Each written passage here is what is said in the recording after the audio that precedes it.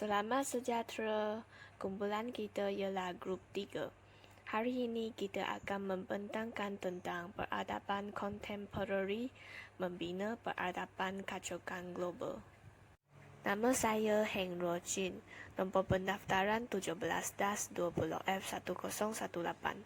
Pengenalan kontemporari ialah pada masa yang sama, semasa atau sesama dengan seseorang atau sesuatu.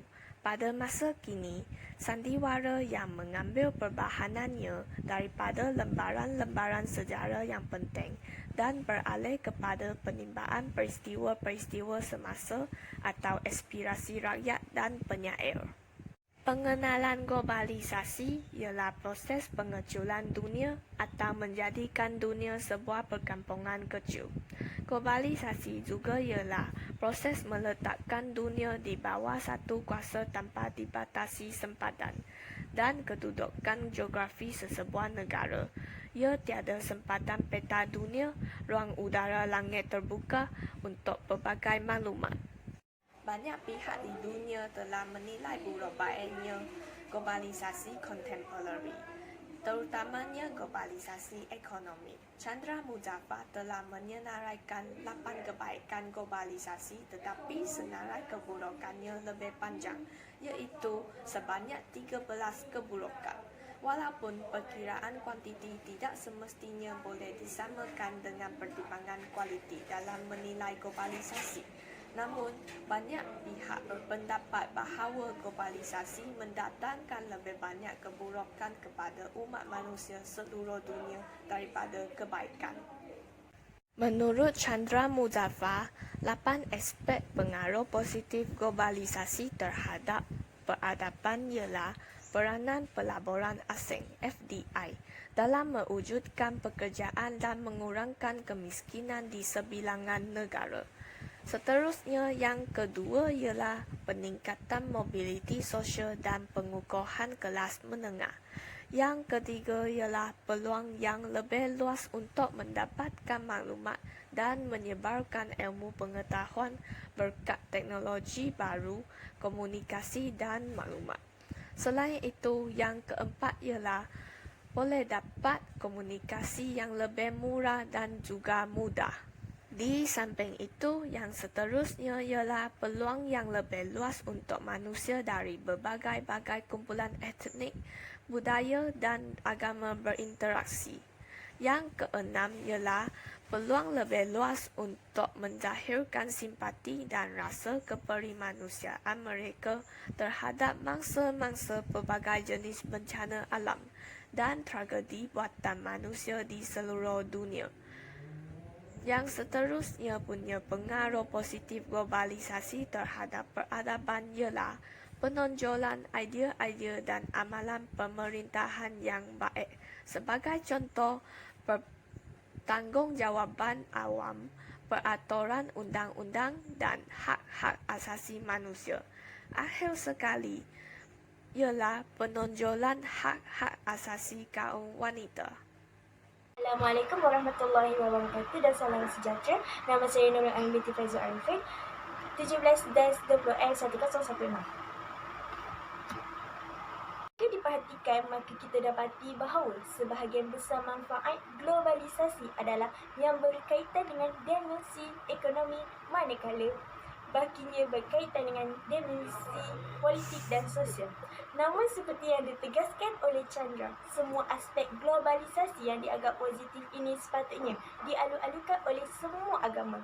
Dari segi keburukan globalisasi pula, 13 perkara yang disenaraikan oleh Chandra ialah: pertama, kualiti alam sekitar yang semakin merosot sebagai akibat terlalu mementingkan faktor keuntungan, pembangunan yang tidak seimbang dan jurang perbezaan ekonomi yang semakin melebar antara kawasan-kawasan di sesebuah negara dan antara sektor-sektor ekonomi.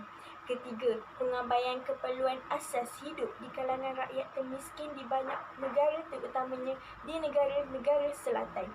Yang keempat, modal jangka pendek yang keluar masuk pasaran seperti kilat sebagai akibat amalan baru yang menjadikan wang sendiri sebagai komoditi keuntungan.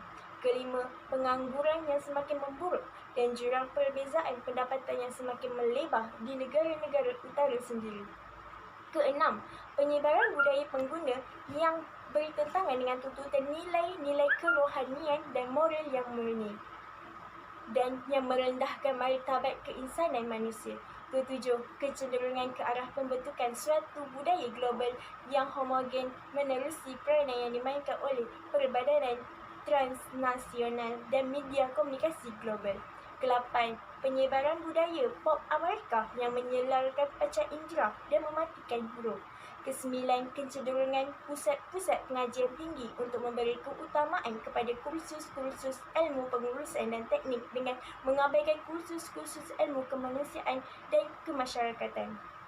Ke-10, pembajiran maklumat yang tidak berguna manusia untuk mendominasi politik dunia. Ke-11, Amerika Syarikat dan beberapa negara Eropah memanipulasikan isu-isu demokrasi dan hak-hak asasi manusia untuk mendominasi politik dunia. Ke-12, pengantarabangsaaan jenayah yang menyukarkan jenayah untuk dibendung. Ke-13, pengantarabangsaaan penyakit. Isu kontemporari yang pula ialah pertamanya gejala kemiskinan. Pertumbuhan bangsa-bangsa bersatu telah meletakkan prinsip menamatkan kemiskinan melampau sebagai matlamat pembangunan mampan SDG yang pertama. Sehingga tahun 2015, kira-kira 10% daripada populasi manusia hidup dalam kemiskinan melampau yang disifatkan oleh Bank Dunia dengan perbelanjaan sehari kurang daripada 1.90. Dalam Islam, kemiskinan merupakan fenomena yang diberi keutamaan untuk dibanteras. Mekanisme seperti zakat, wakaf dan berbagai sedekah sunat disyariatkan untuk membantu mengeluarkan keluarga yang susah daripada kepopong kemiskinan. Selain wang ringgit, pendidikan turut berperanan sebagai penyelamat. Anak-anak daripada keluarga susah yang diberi akses kepada pendidikan mampu merubah nasib keluarga, sekaligus menamatkan kitaran kemiskinan yang berpangkal pada kurangnya pendidikan. Sekian, terima kasih daripada saya. Saya Norella Sari binti Zubahari, nombor matrik 17-20F1022. Saya ingin menerangkan tentang kesan globalisasi barat, iaitu dampak globalisasi yang dibawa oleh negeri-negeri barat telah lama nyata dan sememangnya memberi aneka kesan kepada masyarakat dunia hari ini. Secara amnya dapat 4 jenis kesan yang zahir hasil daripada globalisasi ini, iaitu kesan daripada aspek ekonomi, politik, sosial dan hak asasi manusia. Kesan yang pertama adalah dari segi ekonomi, ialah kuasa dominan dalam sektor perdagangan dan mata wang mereka yang bernilai tinggi. Penduduk di negara barat menggunakan peluang tersebut untuk memanipulasi ekonomi dunia dengan beberapa cara, seperti memperbanyakkan cawangan syarikat milik mereka di negara-negara lain untuk menyebarkan luas produk buatan negara mereka. Sebagai contohnya Tesco dan Carrefour. Kesan positif daripada hasil tindakan negara barat untuk memperluaskan perdagangannya di Asia adalah memberi peluang pekerjaan kepada penduduk tempatan, dan manakala kesan yang negatifnya adalah syarikat-syarikat kecil milik tempatan perlu terpaksa bersaing sengit dengan syarikat luar itu.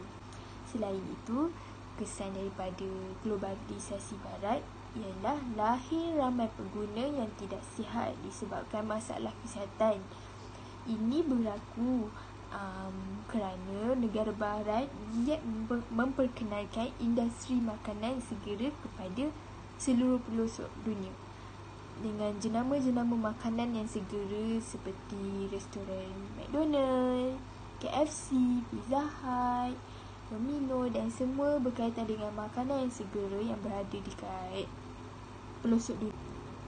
Kesan yang kedua adalah politik, dari segi politik. Poin yang pertama adalah aspek kuasa yang dimonopoli oleh blok barat yang diketuai oleh Amerika Syarikat, iaitu kerana Amerika Syarikat merupakan salah satu negara yang mempunyai delegasi ketenteraan yang mantap. Sebagai contohnya, kuasa barat pernah campur tangan dalam sistem pemerintahan Turki Uthmaniyah. Pada ketika itu, negara Turki di bawah pemerintahan Mustafa Kemal Atatürk. Selain daripada corak pemerintahan Mustafa Kemal yang kejam dan mengubah undang-undang negara yang bertentangan dengan ajaran Islam, kuasa barat telah mempengaruhi Mustafa Kemal untuk menerapkan sikap-sikap dan nilai-nilai budaya barat dalam sistem perundangan khalifah.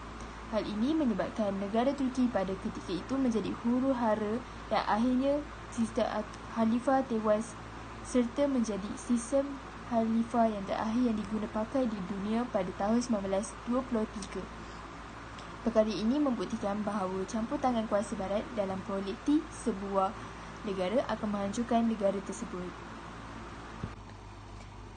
Kesan yang ketiga adalah dari aspek sosial. Sosial merupakan salah satu cabang utama dalam penyebaran globalisasi barat. Poin yang pertama adalah media gegasi dunia sudah semestinya dikawal dan didominasikan oleh negara barat. Melalui media juga nilai-nilai dan budaya barat diluaskan dengan tujuan penduduk dunia lain mengikut budaya barat mereka. Sebagai contohnya, pembawa budaya hedonisme atau semakin hebat dewasa ini kerana dunia penyiaran memanfaatkan hiburan yang terlalu banyak kepada golongan remaja. Hampir setiap hari ada saja filem baru daripada barat yang ditayangkan di kaca televisyen. Nilai-nilai yang bercanggah dengan nilai kebaratan terlalu banyak yang ditunjukkan dalam filem mereka, seperti pergaulan bebas dalam kalangan lelaki dan perempuan. Perkara ini amat merisaukan masyarakat kerana sehingga kini terlalu banyak implikasi kesan daripada penyebaran nilai ini. Yang keempat pula, hak asasi manusia. Setiap manusia berhak mendapat hak mereka masing-masing walau berada di negara mana sekalipun. Hak asasi kemanusiaan ini sepatutnya dibela dan pertahankan supaya tidak ada seorang pun yang dizalimi atau ditindas. Namun demikian, propaganda barat telah menghakis hak asasi kemanusiaan ini. Menurut Ahmad Zaki Iktidal 2012, PBB telah mengisytiharkan hak asasi manusia sedunia dengan tujuan untuk menjaga kebebasan dan melindungi hak asasi seluruh warga dunia. Namun demikian, hak asasi juga perlu sesuai dan tidak melampaui batas. Terendah berkahwin sejenis di negara barat dipertahankan oleh persatuan lesbian, gay, biseksual, transseksual, iaitu LGBT, atas alasan hak asasi kemanusiaan. Hal ini amat bercanggah dengan nilai agama dan norma kehidupan. Walaupun perkara ini di luar batasan, negara barat telah meluluskan usul persatuan LGBT. Perkara ini tidak sepatutnya berlaku dan dikuatiri merebak ke negara-negara lain pula. Kesimpulannya, gelombang globalisasi kontemporari adalah yang terbesar dan terkuat pernah melanda di dunia, iaitu dan ini adalah wajar disikap secara profesional dan diperkemaskan dengan kajian yang holistik untuk menjadikan penentu masa hadapan adalah kesediaan negara, kerajaan dan pihak berwajib untuk mengetepikan semasa agenda pembangunan material muslihat dan menumpukan fokus untuk membanteras mudarat-mudarat ini yang mampu mengancam kesejahteraan peradaban manusia. Sekian, terima kasih.